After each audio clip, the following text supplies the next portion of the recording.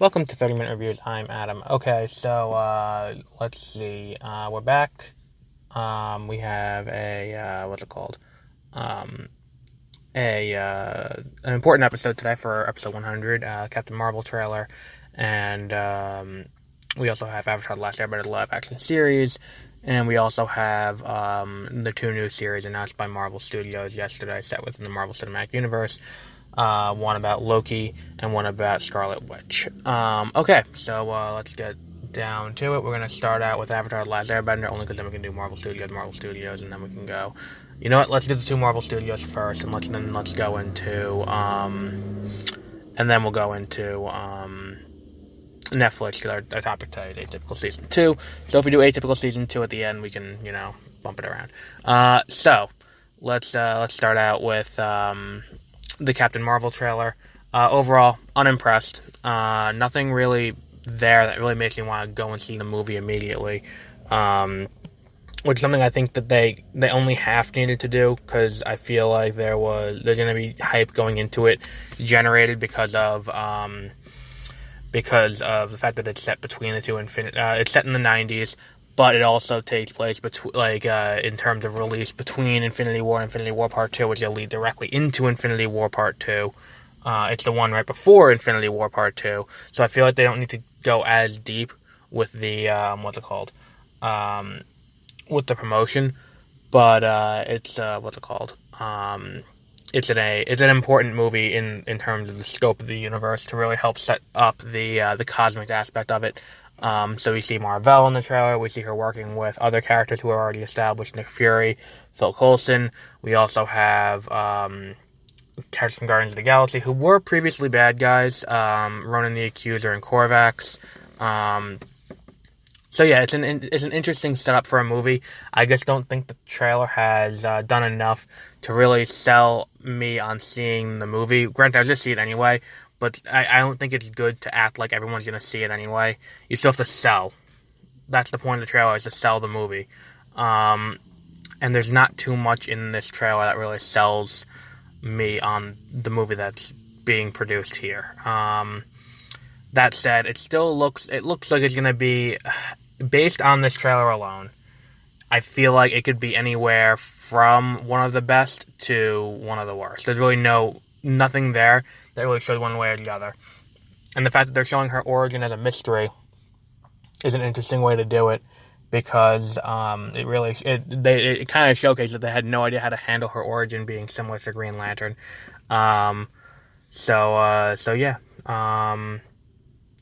That's I don't really want. I can't really go too deep into the trailer, because there's really not much there. They're following Marvel's the format for a movie like this that you should be following, which is the first trailer should be a tease to kind of make you want to go back for the next one. The second trailer should be a plot trailer, where it's like, we're going to show you what the plot of the movie is in a fundamental sense without spoiling any plot twists or the ending of the movie, where it's like they're going to run you through a synopsis. Trailer 3 is going to be spectacle, which is where they're going to showcase massive set pieces.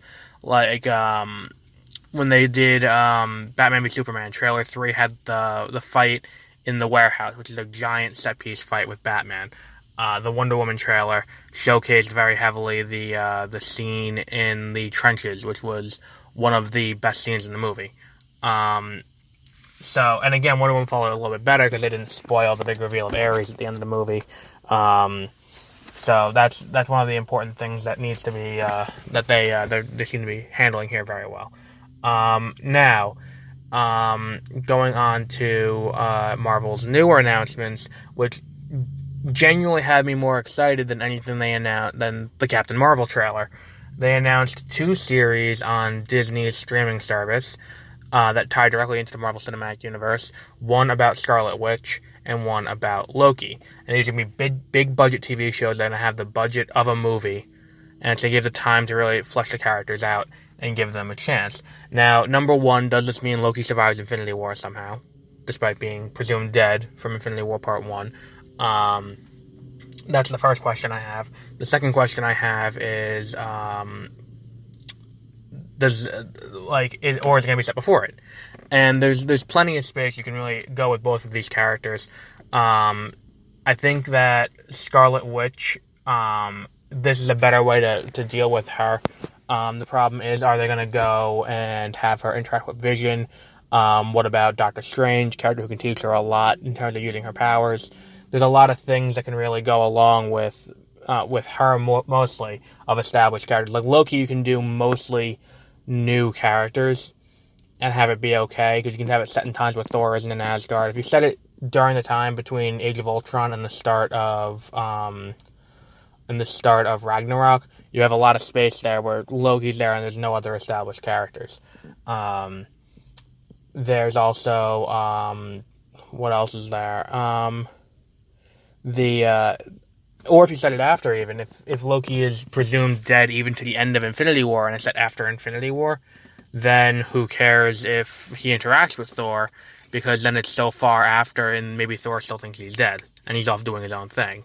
But it gives you a good space, and if these work out well, this could make them this could push them with the to do more things like this with smaller side characters. Like you could do a series about, I don't know, you can do a Wasp miniseries.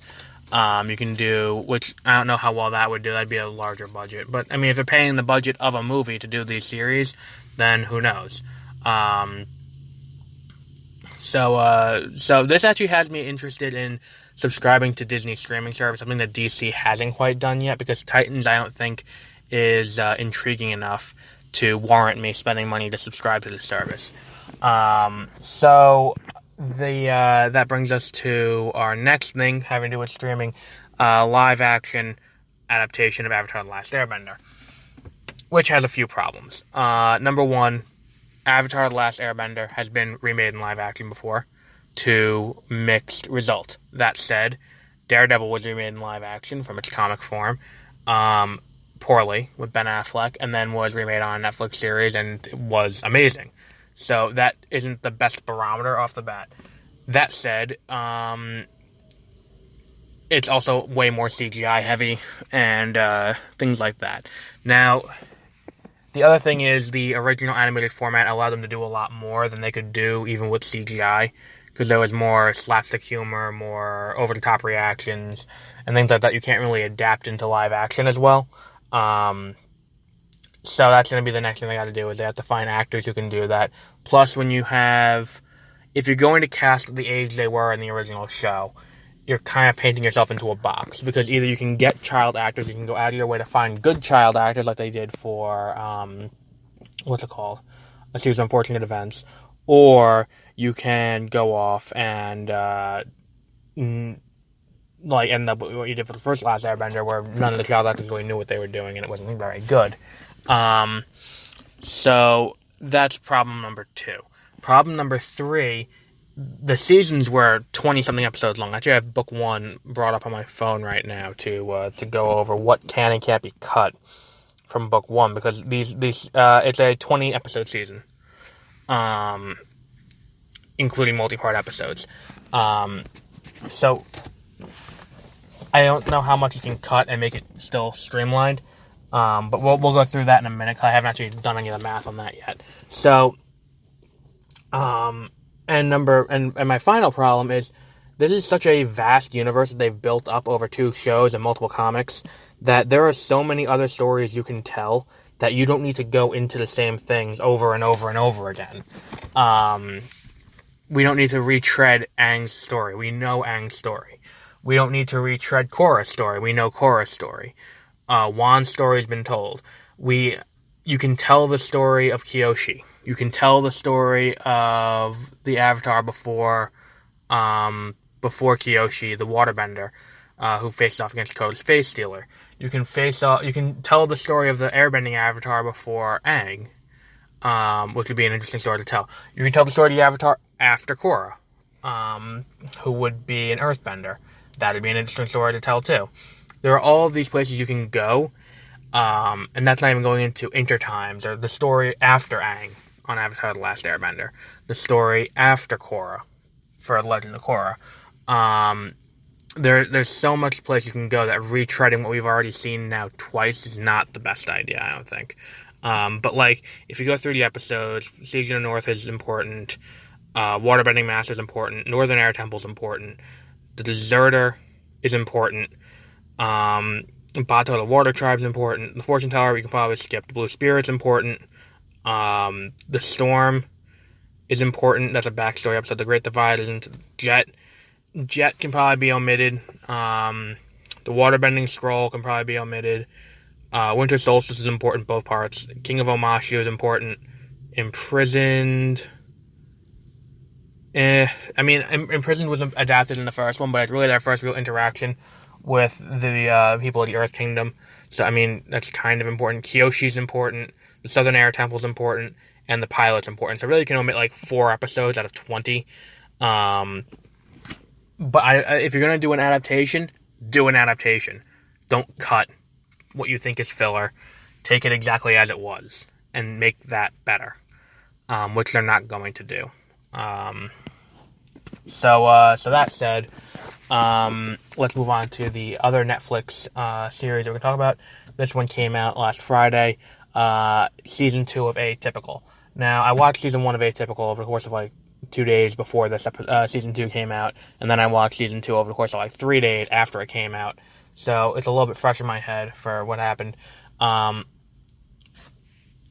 do have one major problem with the show as a whole, and it's that I feel like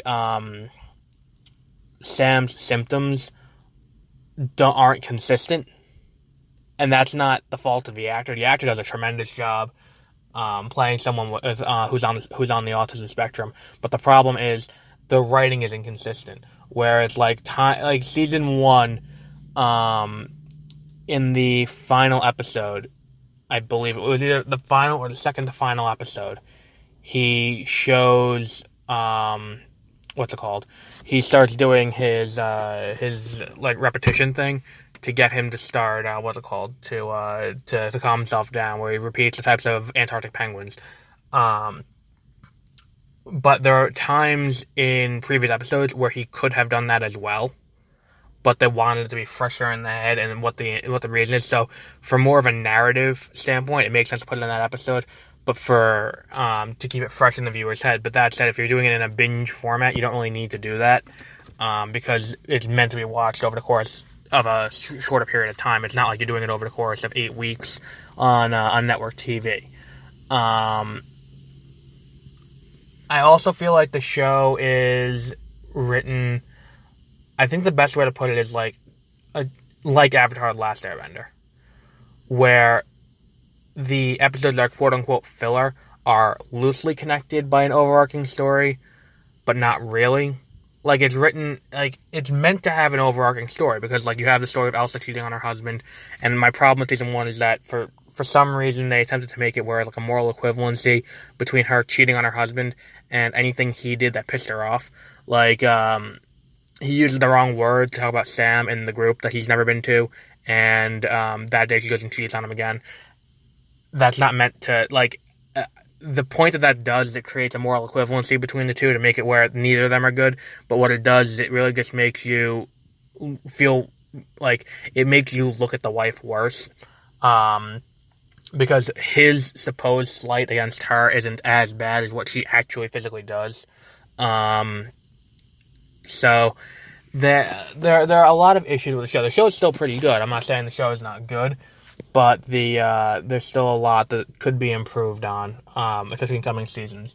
Also, I have weird feeling about the relationship between the sister, whose name is escaping me, and her friend Izzy, because I feel like simultaneously it's the least developed and most one of the most all of a sudden relationships, but also at the same time it's very well set out. I don't know how they managed to do that, but they did. They managed that somehow. So yeah, definitely if you haven't watched the show already, definitely check it out. It's actually really good and it's very well acted. There's a pretty good. The supporting cast is very good. His friend Paige is annoying but endearing at the same time. Same thing with his best friend Zahid. who's got a pretty big role, and he's one of the more supportive people in the show, despite being basically a sleazebag most of the time. The only problem really comes with the way they portray the relationship within the family. But everything outside the family feels organic and normal, besides the fact that the biggest suspension of disbelief you need to have for this show is that a high school in Connecticut in the year 2018 is going to have kids who openly mock an autistic person. Because I don't believe that is still a thing. But I think that this misunderstanding of what high school is by Hollywood writers is a common thing. Because I saw a trailer for To All the Boys I Loved Before, which I ended up watching. Which has she's like, oh, he's the popular boy. And I can honestly say I don't remember a time where that sentence was ever actually used unironically throughout high school. Because that's not really a thing that quite matters anymore. But it's just they're using old tropes to their advantage. So we'll wrap it up there. For today. Next week we'll talk about more news, and we'll talk about what do we talk about next week? Maybe we'll talk about season let's talk about season 1 of End of the Fucking World. That's what we'll do next week. Because I'll watch that. And we'll do that next week. End of the Fucking World. So we'll be back with that.